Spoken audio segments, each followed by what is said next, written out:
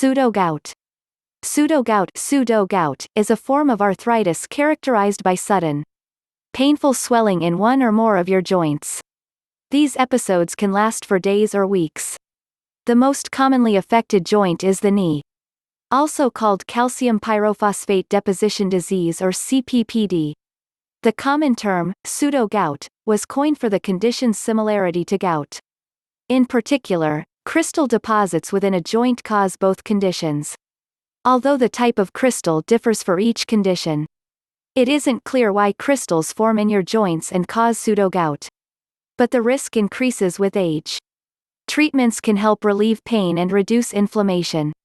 Causes of pseudogout. Pseudogout has been linked to the presence of calcium pyrophosphate dihydrate crystals within the affected joint. In particular, these crystals become more numerous as people age, appearing in nearly half the population older than age 85. But most people who have these crystal deposits never develop pseudogouts. So, it's not clear why some people have symptoms and others don't. Symptoms of pseudogout. Pseudogout most commonly affects the knees. Less often, wrists and ankles are involved. In many cases, there are no symptoms. However, during a pseudogout attack, the affected joints are usually warm, swollen, severely painful. When to see a doctor. Make an appointment with your doctor if you have sudden, intense joint pain and swelling. Risk factors.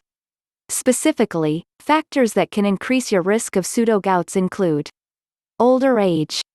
The risk of developing pseudogout increases with age. Joint trauma. Trauma to a joint, such as a serious injury or surgery, increases your risk of pseudogouts in that joint. Genetic disorder. In some families, a predisposition for developing pseudogout is hereditary. These people tend to develop pseudogouts at younger ages. Mineral imbalances. The risk of pseudogout is higher for people who have excessive calcium or iron in their blood or too little magnesium. Other medical conditions. Pseudogout has also been linked to an underactive thyroid gland or an overactive parathyroid gland. Complications. The crystal deposits associated with pseudogouts can also cause joint damage. So, they can mimic the signs and symptoms of osteoarthritis or rheumatoid arthritis. Diagnosis and treatment. Diagnosis of pseudogout. Lab tests. Blood tests can check for problems with your thyroid and parathyroid glands, as well as for a variety of mineral imbalances that have been linked to pseudogout. Specifically, your doctor may withdraw a sample of the fluid from your affected joint with a needle to test for the presence of crystals. Imaging tests.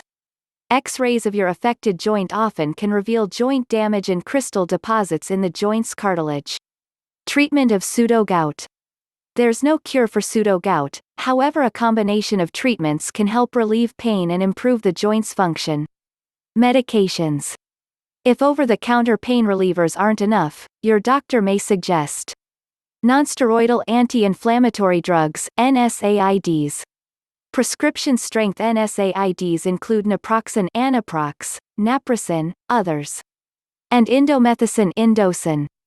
However, NSAIDs can cause stomach bleeding and decreased kidney function, especially in older adults. Colchicine, Colcrys treatment of pseudogout. Low-dose pills of this gout drug are also effective for pseudogout. When you have frequent episodes of pseudogout, your doctor may recommend that you take colchicine daily as a preventive measure. Corticosteroids, treatment of pseudogout. When you can't take NSAIDs or colchicine, your doctor may suggest taking corticosteroid pills, such as prednisone, to reduce inflammation and end the attack. However, long-term use of corticosteroids can weaken bones and cause cataracts, diabetes and weight gain. Joint drainage. To relieve pain and pressure in an affected joint, your doctor inserts a needle and removes some of the joint fluid, which helps remove some of the crystals from the joint. The doctor will then inject the joint with a numbing medication and a corticosteroid to decrease inflammation. Lifestyle and home remedies. Diagnosis and treatment of pseudogout will help to accurately detect the situation and resolve the pain. Home treatments may be useful during pseudo-gout flare-ups. Examples include ice. Cold packs can help reduce the inflammation associated with flare-ups. NSAIDs. Over-the-counter NSAIDs, such as ibuprofen, Advil, Motrin IB, others, and naproxen sodium Aleve, often are helpful. Rest the joint. Try not to use the affected joint for a couple of days. Thank you. Wishing you a happy and stable health. In particular, thousands of people are now gout-free simply from eating foods found in their local supermarket. Link in the description. Thanks for watching. Do not forget like, share, and comment with us.